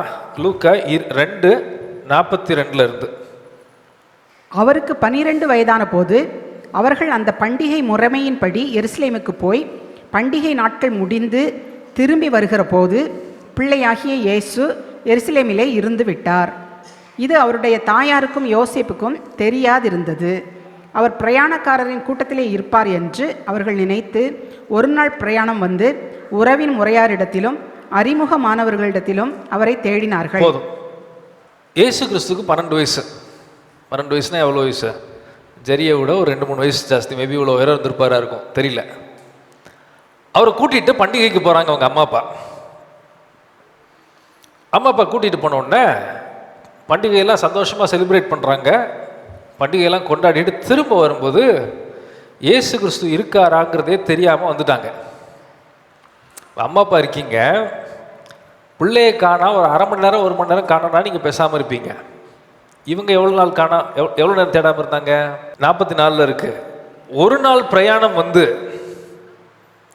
உறவின் முறையார் இடத்தில் சொந்தக்காரங்க கிட்ட இருப்பாருன்னு நினச்சிக்கிட்டு இவங்க வந்துட்டாங்க. சொந்தக்காரர் மாமா இருக்காரு, மாமா ஃபேமிலியோட ஆண்டவர் இருப்பார் போல, என் பையன் இருப்பார் போல அப்படின்னு நினச்சி வந்துட்டாங்க. பார்த்தா இங்கே யார் இல்லை, இயேசு கிறிஸ்து இல்லை. இப்போ நீங்கள் யோசிச்சுக்கணும் ஒரு விஷயத்தை நான் திரும்ப சொல்கிறது, இது ஒவ்வொரு செய்தியிலையும் நான் சொல்லுவேன், திரும்ப சொல்கிறேன். ஒரு ஆண்டவர் தொலைச்சிட்டாங்க, பிள்ளையை தொலைச்சிட்டாங்க, திரும்ப போய் கூட்டிகிட்டு வந்தாங்கங்கிறது சரித்திரம். பைபிளில் இந்த கதையை சொல்கிறதுக்காண்டி பைபிளில் எழுதியிருக்காது எதுவுமே. புரியுதா நான் சொல்கிறது? இதுக்கு ஒரு உதாரணம் சொல்கிறேன். பிரசங்கி 7:28 ஒரு வசனம் இருக்குது, வாசிக்கப்போமா? பிரசங்கி 7:28. எதுக்கு சொல்கிறேன்னா, இதை ஒரு உதாரணமாக சொல்கிறேன். உதாரணத்தை சொல்லிவிட்டு ஆண்டவரை தொலைச்சிட்டு வந்த ஜனங்க கிட்ட இருந்து அதுக்குள்ளே ஆண்டவர் என்ன சத்தியம் வச்சுருக்காரு அப்படிங்கிறத நம்ம பார்ப்போம். பிரசங்கி 7:28 ஒரு வசனம் இருக்குது. என் மனம் இன்னும் ஒன்றை தேடுகிறது, அதை நான் கண்டுபிடிக்கவில்லை. 1000 பேருக்குள்ளே ஒரு புருஷனை கண்டேன், இவர்கள் எல்லாருக்குள்ளும் ஒரு ஸ்திரீயை நான் காணவில்லை. இந்த வசனம் தெரியுமா? அப்படி ஒன்று இருக்குண்டு தெரியுமா? 1000 ஆட்களில் ஒரே ஒரு உருப்படியான ஆம்பளையை பார்த்தேன். புருஷன்னா ஆண். 1000 பெண்களுக்குள்ள இவர்கள் எல்லாருக்குள்ளும் ஒரு ஸ்திரீயை நான் காணவில்லை. உருப்படியான ஒரு பெண்ணை பார்க்கலங்கிறார். இப்படின்னா என்ன?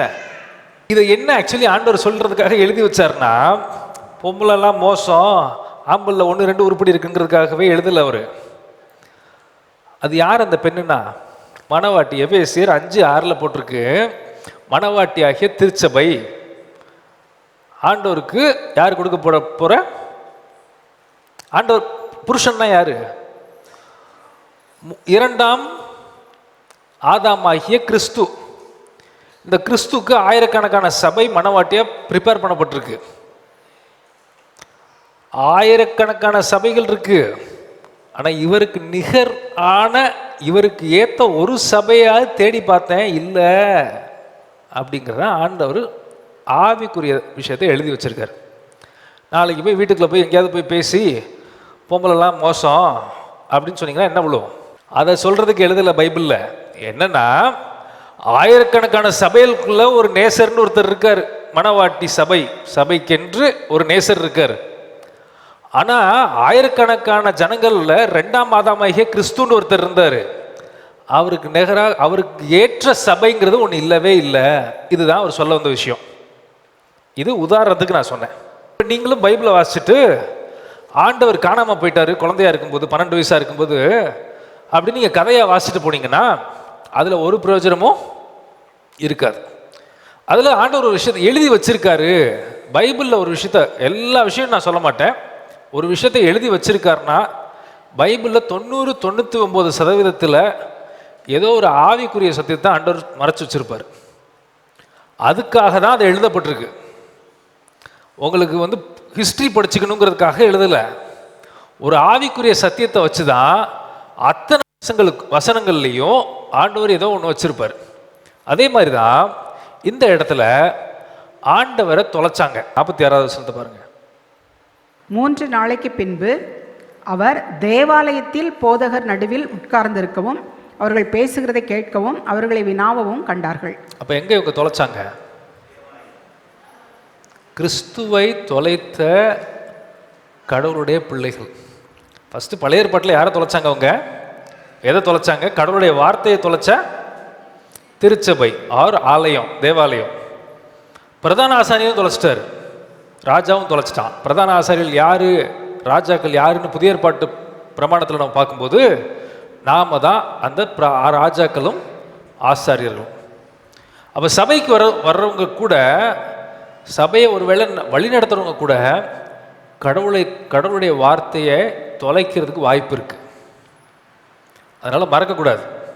சபைக்கு வந்துட்டா நம்ம கடவுளுடைய சித்தத்துக்குள்ளே தான் வாழ்கிறோமாங்கிறத அப்பப்போ பரிசோதனை செய்து பார்த்துக்கொள்வது மிக மிக அவசியம். அவங்க வார்த்தையை தொலைச்சாங்க. புதிய ஏற்பாட்டில் இவங்க யாருன்னா கிறிஸ்துவையே தொலைச்சிட்டாங்க.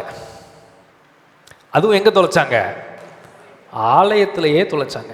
இப்போ 100 பேர் இருக்கோன்னா நம்ம கேட்க வேண்டிய ஒரு கேள்வி, கிறிஸ்து நமக்குள்ளே இருக்காரா?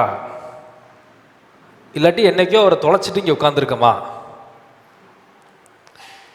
அது நமக்கு கேட்க வேண்டிய கேள்வி. ஒவ்வொருவரும் உங்களுடைய இருதயத்தை பார்த்து கேட்க வேண்டிய கேள்வி என்னன்னா, நான் கிறிஸ்துவ என்னோட வச்சிருக்கேனா, இல்லாட்டி கிறிஸ்துவ தொலைச்சிட்டு நான் இங்கே வந்து உட்கார்ந்துருக்கேனா? கிறிஸ்துவ நம்ம இருதயத்தில் இருக்கிறாரா, இல்லாட்டி இருக்காருன்னு நினச்சிட்டு இவங்க போன மாதிரி ஒரு நாள் தூரம் போயிட்டோமா? இருக்காருன்னு தான் நம்பிக்கை இவங்க போனாங்க, ஆனால் இல்லை. அவர் மாமாவோட இருப்பார், சித்தப்பாவோட இருப்பார் அப்படின்னு நினச்சி இவங்க நம்பிக்கையில் தான் ஒரு நாள் நடந்துட்டாங்க. ஒரு நாள் கூட யோசிக்கல, சாப்பாடு கொடுக்கணுமே, தண்ணி கொடுக்கணுமே, ஒன்றும் யோசிக்கலை. ஒரு நாள் தூரம் போன பிறகு தான் இவங்களுக்கு யோசனையே வருது, நம்ம சித்தப்பாவோட, அவங்க சித்தப்பாவோட இருந்தாரா, பெரியப்பாவோட இருந்தாரா, இல்லையா? அவன்கிட்ட போய் கேட்டால் அவன் என்ன சொல்கிறான்? இல்லையா, உங்க போய் எங்களோட எங்கே வந்தாப்புல அப்படின்னு சொல்கிறார். இதுக்கு என்ன ஆவிக்குரிய அர்த்தம்னா, கிறிஸ்துவை தொலைத்த கிறிஸ்தவர்கள், கிறிஸ்துவை தொலைத்த கிறிஸ்தவர்கள், விசுவாசத்தை தொலைத்த விசுவாசிகள். விசுவாசம் தொலைச்சா விசுவாசியா? இல்லைல்ல. ஆனால் இது அப்படிதான். கிறிஸ்துவை தொலைத்த கிறிஸ்தவர்கள், வார்த்தையை மறந்த என்ன சொல்றது, வார்த்தையை தொலைத்த கிறிஸ்தவர்கள். அதான் அதனுடைய சத்தியம். சரி, தொலைக்கும் போது என்ன ஆகுது அப்படின்னா, திடீர்னு ஆண்டவரை கண்டுபிடிச்சிட்டாங்க. எப்படி இருந்திருக்கும் யோசிக்கவே முடியல. அந்த காலத்தில் வந்து குழந்தைய தூக்கிட்டு, இந்த காலத்திலேயே இது இருக்கு, இந்த காலத்திலேயே நம்பி நீங்கள் என்ன பண்ண முடியாது, பிள்ளைய வெளியில் விட முடியாது. யோசேப்பை தூக்கிட்டு போய் வித்துட்டாங்க காட்டில். ஒரு பெரிய பதட்டம். அப்படின்னா என்ன, ஆவிக்குரிய அர்த்தத்தில் கிறிஸ்து ஒருவருடைய மனுஷனுடைய வாழ்க்கையிலேருந்து தொலைக்கப்படும் போது, கிறிஸ்துடைய வார்த்தை ஒரு மனுஷனுடைய வாழ்க்கையிலேருந்து விலக்கப்படும் போது, இயேசுவா அந்த வார்த்தை, பழைய ஏற்பாட்டில் வார்த்தைங்கிறது யார் அப்படின்னா கிறிஸ்து தான் அந்த வார்த்தை. அந்த வசனம் தெளிவாக சொல்லுது, யோவான் 1:1 நம்ம வாசிக்கிறோம். அப்படின்னா பழைய ஏற்பாட்டில் அது தொலைச்சதுக்கு என்ன அர்த்தம் அப்படின்னா, கடவுளை அவர்களை தொலைத்தார்கள். கடவுளை பற்றி சொல்லிக் கொடுக்குறவனும் தொலைச்சிட்டார். அந்த தேசத்தில் யார் இல்லை? கிறிஸ்து இல்லை, ஆண்டவர் இல்லை. எப்படி இவங்க வந்து ஒரு நாள் தூரம் கிறிஸ்து இல்லாமலே இருக்காருன்னு நினச்சி நடந்து போனாங்களோ, அதே சூழ்நிலையில் தான் அந்த பழைய ஏற்பாட்டு ஜனங்களும் அவங்க பாட்டில் உணர்வு இல்லாமல், ஆண்டவர் இல்லாமல், அவர் வார்த்தை இல்லாமல் இருந்தாங்க. திடீர்னு கண்டுபிடிக்கும் போது தான் தெரியுது, அந்த ராஜா என்ன பண்ணான்னு உங்களுக்கு தெரியும். பயம் வருது.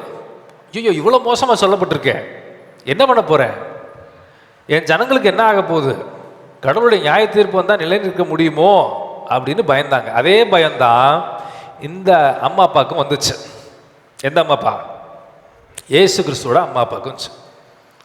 கடவுள் இல்லைங்கிறத ஒருத்தனுக்கு புரியும் போது தான் அவனுக்கு வந்து பயங்கர பயம் வருது. என்ன நடக்க போகுது, என்ன ஆக போகுது, என் வாழ்க்கை என்ன ஆக போகுது அப்படின்னு தெரிஞ்ச உடனே திரும்ப தேடி வராங்க. இதே சம்பவத்தை நீங்கள் அதை வச்சு பாருங்கள். ஃபஸ்ட்டு ஒரு வசனம் சொன்னேன் இல்லையா, சம்பவம் சொன்னேன் இல்லையா, இவன் தேடுறதுக்கு ஆள் அனுப்பிச்சுடுறான். அவர் தீர்க்கதரிசிட்ட போய் விசாரிச்சுட்டு வாங்க, தேடி பாருங்க, ஆண்டவருடைய வார்த்தை இவ்வளோ நாள் நம்ம ஊரில் இல்லை, நியாயப்பிரமாண புக்கையே தொலைச்சிட்டோம், என்ன ஆக போகுதுன்னு விசாரிங்க. அதே விசாரிக்கிறதுல தான் இவங்க திரும்ப வருவாங்க. திரும்ப விசாரிச்சு வராங்க, எங்கே ஏசுங்கிற என் பையனை பார்த்தீங்களா அப்படின்னு தேடி சபைக்குள்ளே வராங்க. இவங்க தொலைச்ச இடம் எங்கே அப்படின்னா, அதுக்குரிய ஆவிக்குரிய கண்ணோட்டம், சபையிலேயே கிறிஸ்துவை தொலைத்துட்டாங்க. தொலைச்சிட்டு பார்த்த உடனே ஒரு பெரிய சந்தோஷம் வருது. இப்போ நீங்கள் கேட்பீங்க, அவங்க அம்மா அப்பா தானே தொலைச்சாங்க, அதுக்கு ஏதாவது ஆவிக்குரிய அர்த்தம் இருக்கா அப்படின்னு நீங்கள் கேட்டிங்கன்னா, இயேசு கிறிஸ்து ஒரு நாள் பேசிகிட்டு இருக்கார், எல்லார்ட்டையும் பேசிகிட்டு இருக்கார், போதிச்சிட்டு இருக்கார். அப்போ அவருடைய அம்மா அப்பா வராங்க. மத்தேயு 12:46 49 வரைக்கும் இருக்கு. இப்படி அவர் இயேசு ஜனங்களோடு பேசுகையில் அவருடைய தாயாரும் சகோதரரும் அவரிடத்தில் பேச வேண்டும் என்று வெளியே நின்றார்கள். அப்பொழுது ஒருவன் அவரை நோக்கி, உம்முடைய தாயாரும் உம்முடைய சகோதரரும் உம்மோடே பேச வேண்டும் என்று வெளியே நிற்கிறார்கள் என்றான்.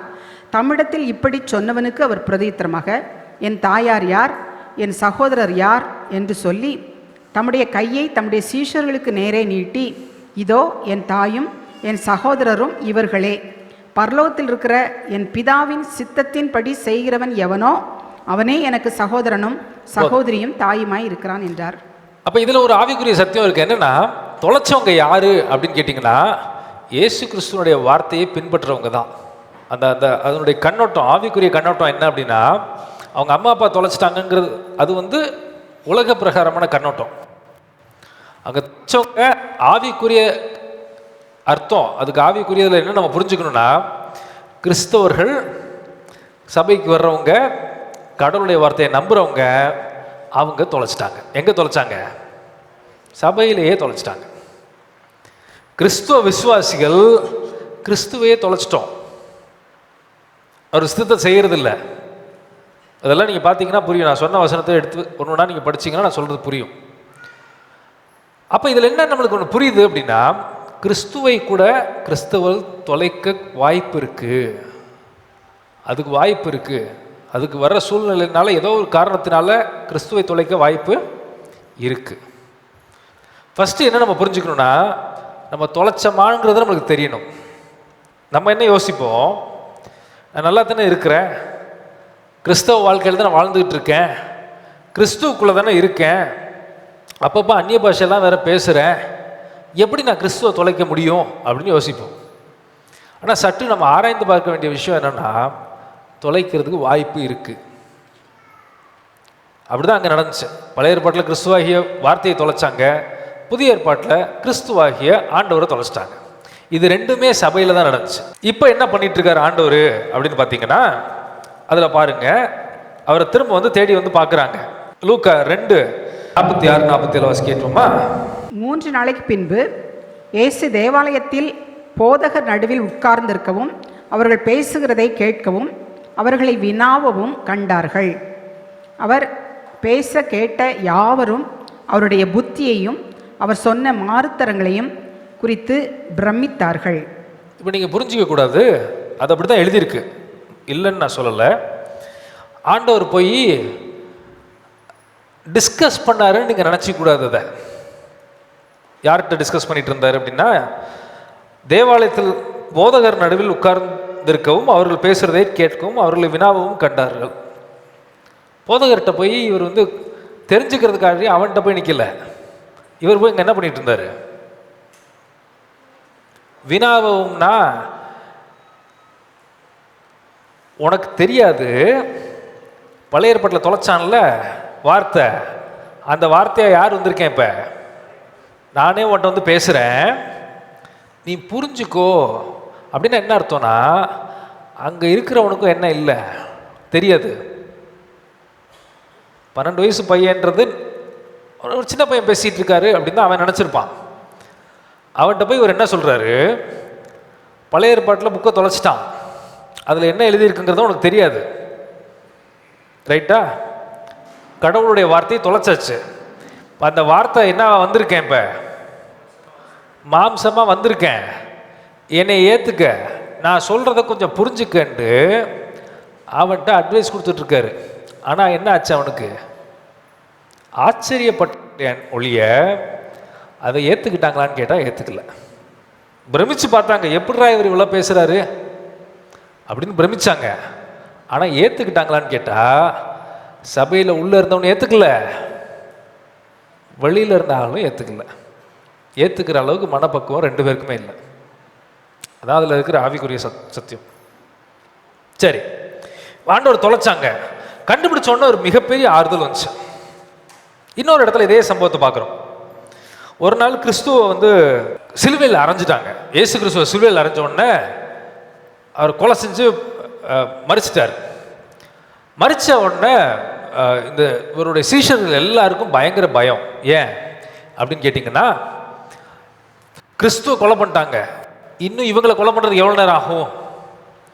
ஆண்டவரையே கொலை பண்ணிட்டாங்க, நாங்கள்லாம் ஏமாத்துறோம், எங்களை பிடிச்சி காலி பண்ணுறதுக்கு ரொம்ப நாள் ஆகாது, அவ்வளோ பேரும் வந்து எங்களை கல்லறிஞ்சு கொல்ல போகிறாங்க, இல்லாட்டி சிலுவையில் அரைஞ்சு கொல்ல போகிறாங்க அப்படிங்கிற பயத்தில் பதறி போய் ரூமில் உட்காந்துருக்காங்க. ரூமில் உட்காந்துருக்கும் போது ஆண்டவர் டக்குன்னு அப்படியே அங்கே வராரு. வாசி கேட்போமா?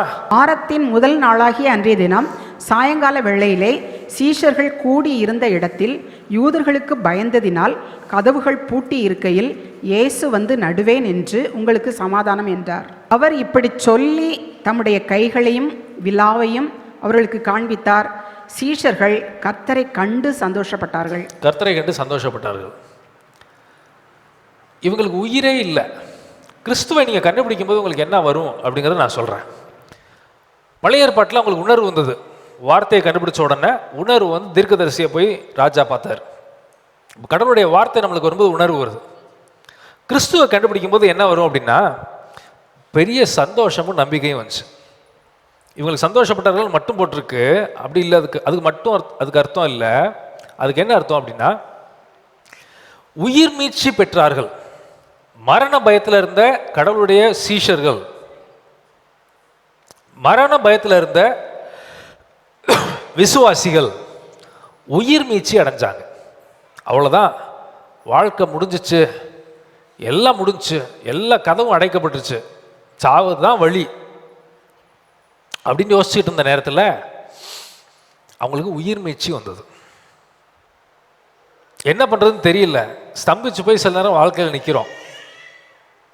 அடுத்த ஸ்டெப்பு என்னன்னு தெரியல, அடுத்தது என்ன செய்யணும் செய்யக்கூடாதுன்னு தெரியல. கிறிஸ்துவை கண்டுபிடித்தோமானால், இயேசுவினுடைய வார்த்தை வெளிப்படுமே ஆனால் சந்தோஷம் மட்டும் வராது, உயிர் மீட்சி வரும். என்ன பண்ணுறதுன்னு தெரியாமல் நிறைய பேர் சூழ்நிலையில் நம்ம நிற்கிறத பார்த்துருக்கோம். நம்ம வாழ்க்கையில் என்னென்ன செய்ய போகிறோங்கிற அடுத்து தெரியாமல் ஸ்தம்பிச்சு நிற்கிற சூழ்நிலைகள் நிறைய பேருக்கு நம்ம நிறைய நேரத்தில் நம்ம வருது. கிறிஸ்துவை கண்டுபிடித்தோமானால் 100% நம்மளுக்கு வழி தெரியும். பழைய ஏற்பாட்டில் பல நேரத்தில் நம்ம பார்க்குறோம். ஒரு பெண் என்ன பண்ணிட்டு இருந்தா, பஞ்சம் நாட்டில், என்ன பண்ணுறதுன்னு தெரியல. யோசிச்சு பாருங்க அந்த சூழ்நிலை எப்படி இருக்குண்டு. மரம் பூரா செத்து போயிடுச்சு, பச்சை பசேர்னு ஒன்று கூட இல்லை, விறகா கிடக்கு. விறகை எடுத்து ஒரு சாப்பாடு மட்டும் செஞ்சுட்டு நாங்களும் என் பையனும் சாக போகிறோம். எப்படி இருக்கும் சூழ்நிலை?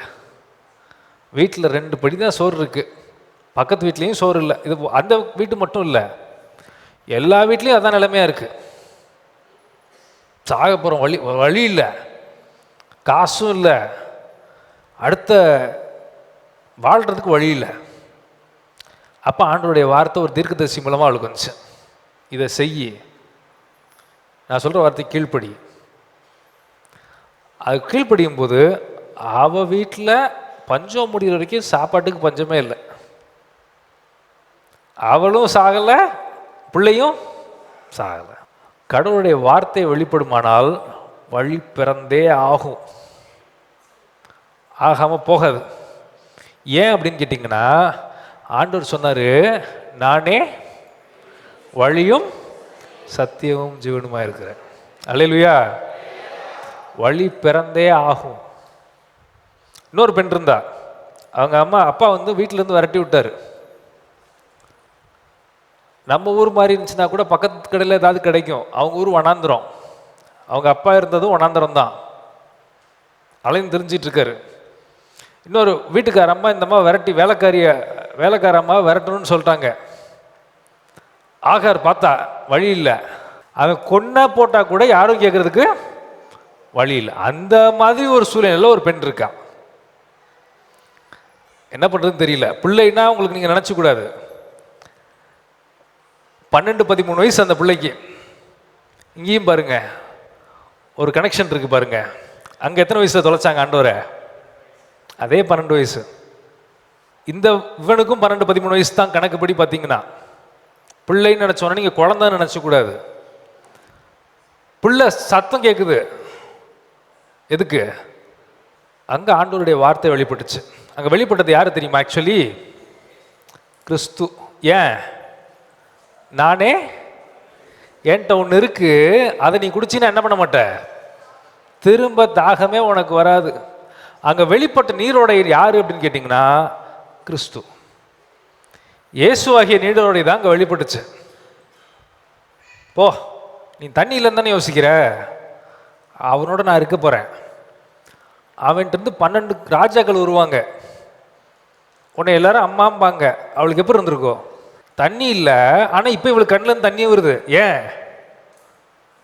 நான் சாக போகிறேன், என் பையனை இழந்தா அடுத்தது இவன் நிலைமை என்ன? இவளும் ஒரு நாள் முடிவுதான், அதோட வம்சம் முடிய போகுது அப்படின்னு தான் நினச்சிட்டு இருந்தா இவ. ஆனால் ஆண்டவர் சொல்கிறாரு, நான் தான் தண்ணி. புதிய ஏற்பாட்டில் இயேசு கிறிஸ்து பேசுகிறார் இல்லையா அந்த பெண்கிட்ட, என்கிட்ட தண்ணி இருக்கு, நீ அதை குடிச்சின்னா வாழ்நாள் ஃபுல்லாக தண்ணி தேவைப்படாது அப்படின்னு 2 வார்த்தை பேசுகிறாரு.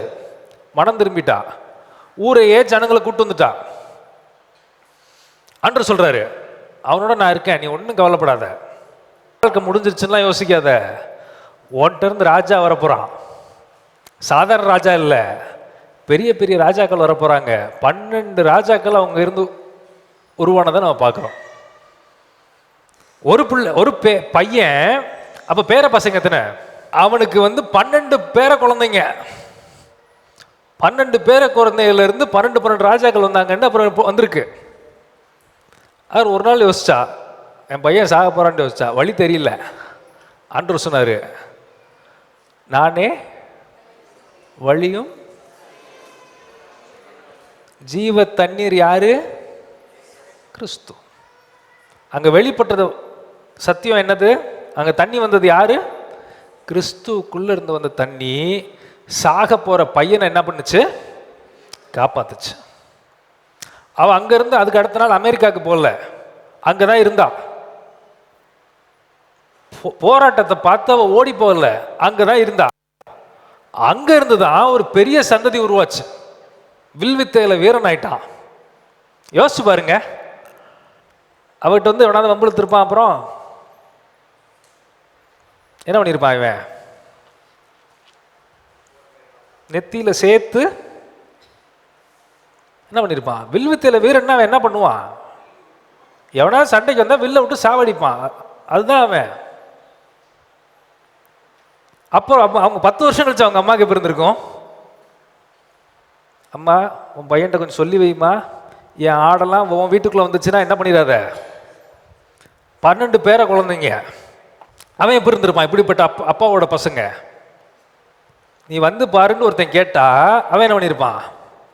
ஏன் வந்து பார்க்குற, முடிச்சுட்டு வந்திருப்பான். அப்ப இவ எப்படி இருந்திருப்பா? ஒரு காலத்துல புறக்கணிக்கப்பட்ட, வெளியில விரட்டப்பட்ட ஒரு பெண், அடிமை பெண், மனைவி இல்லை, அடிமை பெண். கோர்ட்டு கிடையாது, கேஸு கிடையாது, போலீஸ் கிடையாது, ஒன்றும் கிடையாது. அப்படிப்பட்ட பெண் இன்னைக்கு எப்படி ஆயிட்டானா, ஒரு சில வருஷங்கள்ல ராணி மாதிரி ஆயிட்டா. ஏன்? அந்த இடத்துல தான் இருந்தா. பிரச்சனையை கண்டு ஓடல, அவ பிரச்சனையை மேற்கொண்டா. ஏன் அப்படின்னா, ஒன்னே ஒன்று என்ன வெளிப்பட்டுச்சுன்னா, கடவுளுடைய வார்த்தை வெளிப்பட்டது. வெளிப்பட்ட உடனே என்ன வெளிப்பட்டுச்சு அடுத்ததுன்னா, தண்ணீராகிய கிறிஸ்து அந்த இடத்துல வெளிப்படுத்தப்பட்டார். அந்த பையன் காக்கப்பட்டான். பையனுக்கு ஒரு பொண்ணை பார்த்து கல்யாணம் பண்ணுறாங்க. அதுலேருந்து ராஜாக்கள் உருவாகிறாங்க. இவன் வில்லில் வித்தையில் வீரன் ஆயிட்டான். அடிச்சுக்கவே முடியாது. ஈசாக்கு, நான் இவனையும் கம்பேர் பண்ணல, ஈசாக்கு கிறிஸ்துவுடைய சந்ததி அங்கேருந்து வருது, நான் இல்லைன்னு சொல்ல. ஈசாக்கு கூட பார்த்தீங்கன்னா வில்வித்தையில் வீரன் ஆகலை. ஈசாக்கு தண்ணி கிணறு தோன்றாரு. இவங்க சண்டை போட்டவர் மூடிட்டு போயிட்டாங்க. இவர் என்ன பண்ணல, அடுத்த இடத்துக்கு போயிட்டாரு. ஆனா இவன்ட்ட எவனாவது சண்டை போட்டிருப்பான்னு நினைக்கிறீங்களா? இவன்ட்ட சண்டை போட்ட மாதிரி பைபிள்ல போடல, அப்படி போடல. வில்வித்தையில வீரனானன் தான் போட்டிருக்கு. அப்படின்னா என்ன அர்த்தம்? இவன்ட்ட சண்டை எவனும் போட முடியாதுன்னு அர்த்தம். அதுக்கு அடிப்படை பார்த்தீங்கன்னா, அதனுடைய ஆதாரம் பார்த்தீங்கன்னா, கடவுளுடைய வார்த்தை வெளிப்பட்டது. கிறிஸ்துவாகிய ஜீவ தண்ணீர் வெளிப்பட்டார். அதுதான் ரகசியம். ஒருவேளை நீங்கள் இருக்கலாம், அடுத்தது என்ன பண்ணுறது தெரியல, முட்டு சந்தில் போய் நிற்கிற மாதிரி சில நல்ல சூழ்நிலையில் இருக்கும். தொலைத்த கிறிஸ்துவை நம்ம கண்டுபிடிச்சோன்னா, கிறிஸ்து வெளிப்படுவாரே ஆனால் வழி திறக்கப்படும். ஏன்னா ஆண்டவர் தெளிவாக சொல்லியிருக்காரு, நானே வழி சத்தியமும் ஜீவனுமா இருக்கு. அதில் பாருங்க, அவளுக்கு வழி தெரியல, அடுத்த ஸ்டெப் வைக்கிறதுக்கு வழி தெரியல. ஆக இருக்கு, சத்தியம் தெரில, பயம் இருக்கு, சாவு தான் இருக்கு. இந்த மூணுக்கும் பதிலாக ஒரே ஒருத்தர் வந்தார், வழியை சொன்னார். போ, அங்கே தண்ணி இருக்கு, குடி எடுத்து. சத்தியம், அதான் சத்தியம். நடந்து போ, தண்ணி எடுத்து குடி, அதான் சத்தியம். ஜீவன், அந்த தண்ணியில் என்ன இருக்கு? ஜீவ தண்ணீர். இந்த வசனம் வழியை காமிச்சாரு, வார்த்தை வெளிப்பட்டுச்சு, வழி பிறந்துச்சு, தண்ணி கிடைச்சிச்சு, ஜீவன் வந்துச்சு. இதுக்கு ஆதாரம் யாருன்னு புதிய ஏற்பாட்டில் இருக்கும். கிறிஸ்துவாகிய வழி, சத்தியம், ஜீவன் இருக்கு, குடிச்சா காப்பாற்றப்படுவேன். சிம்பிள். பழைய ஏற்பாடு நிழலாட்டம், புதிய ஏற்பாடு நெஜ ஆட்டம். இந்த நிழல் தான் ஆகாருக்கு காண்பிக்கப்பட்டுச்சு. இந்த நிழல் தான் புதிய ஏற்பாட்டில் வந்த கிறிஸ்துவாகிய நிழல் தான் ஆகார்ட்ட நான் தான் சாக போறேன் வந்து பேசாம வெளிப்பட்ட தேவன்.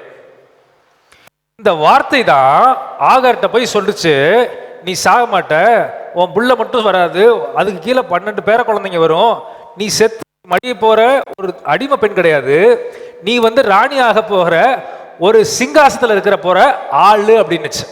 அல்லேலூயா. இதுதான் நிழல் சத்தியம். அதனுடைய நிழலாட்டம் தான் பழைய ஏற்பாட்டில் ஆகாருடைய வாழ்க்கையில நம்ம பார்க்கிறோம்.